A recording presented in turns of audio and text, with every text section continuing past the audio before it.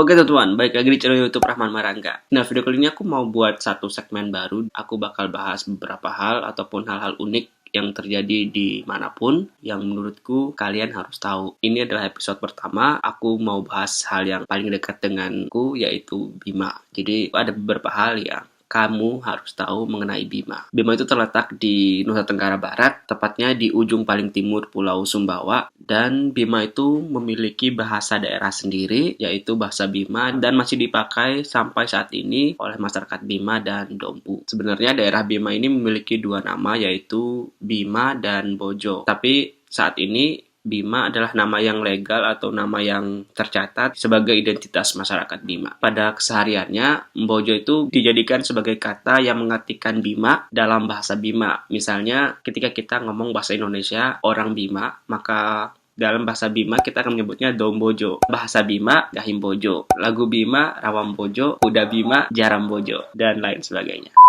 Ibu-ibu dan remaja putri di Bima seringkali menggunakan rimpu. Rimpu itu sebenarnya sarung yang dijadikan alat menutup aurat, khususnya di bagian kepala. Jadi fungsinya rimpu itu kurang lebih sama dengan jilbab atau kerudung. Saat ini Bima terbagi menjadi dua wilayah, yaitu Kabupaten Bima dan Kota Bima, dan sudah dipimpin oleh Bupati dan Wali Kota. Tapi selain itu, Bima masih memiliki Sultan yang disebut dengan Jenateke, dan sampai saat ini Kesultanan Bima sudah sampai di generasi ke-17. Kalau ngomong sama orang Bima nih rasanya seperti berteriak setiap hari. Jadi bicaranya tuh nggak bisa pelan-pelan, selalu nadanya agak ngegas gitu. Jadi kalau kalian punya teman orang Bima, mungkin kalian bakal nganggap dia itu suka marah-marah, tapi sebenarnya enggak. Sebenarnya itu adalah nada bicara dasarnya orang Bima, yaitu suka ngegas. Jadi kadang-kadang di Bima ini omongan tetangga itu nggak hanya pedas, tapi juga keras. No, no, no, no.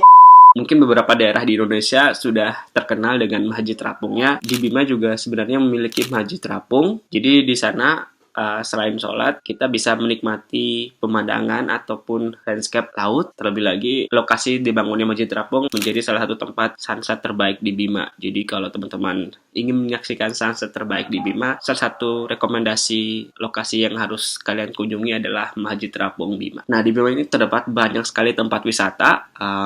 Banyak sekali, ada pantai, ada pantai, ada pantai, ada pantai, ada jalanan baru. Oke, next. Bima merupakan salah satu penghasil bawang merah terbaik di Indonesia. Jadi ada beberapa daerah yang mengimpor bawang merah dari Bima. Sebut saja Jawa, Makassar, Bali, Lombok, dan lain sebagainya. Bima juga memiliki beberapa makanan khas, dan makanan khas ini diberi nama dengan bahasa Bima. Misalnya mangge pada, itu terbuat dari jantung pisang, kemudian diberi santan dan beberapa suiran ayam atau mungkin ikan. Kalian harus coba mangge mada. Jadi kalau teman-teman ke Bima, mungkin selain mengunjungi tempat wisata seperti pantai, dan jalanan baru, teman-teman juga bisa mencari makanan khas ataupun kuliner khas dari Bima. Akhirnya ini daun kelor sempat viral, tapi sebelum itu masyarakat Bima sudah mengonsumsi daun kelor ini sejak zaman dulu. Hampir setiap hari menjadi menu utama sebagai sayuran. Jadi kalau makan, khususnya makan siang, kalau nggak ada daun kelor ataupun sayur daun kelor, berasa agak yang kurang gitu. Dan daun kelor ini sangat enak kalau dimakan bareng dengan ikan goreng. Seperti halnya daerah lain di Indonesia, calon menantu idaman di Bima juga seperti PNS, polisi, tentara. Jadi ada istilah percuma kaya kalau bukan PNS. Ya, mungkin aku jomblo karena itu ya. Ya kali ya.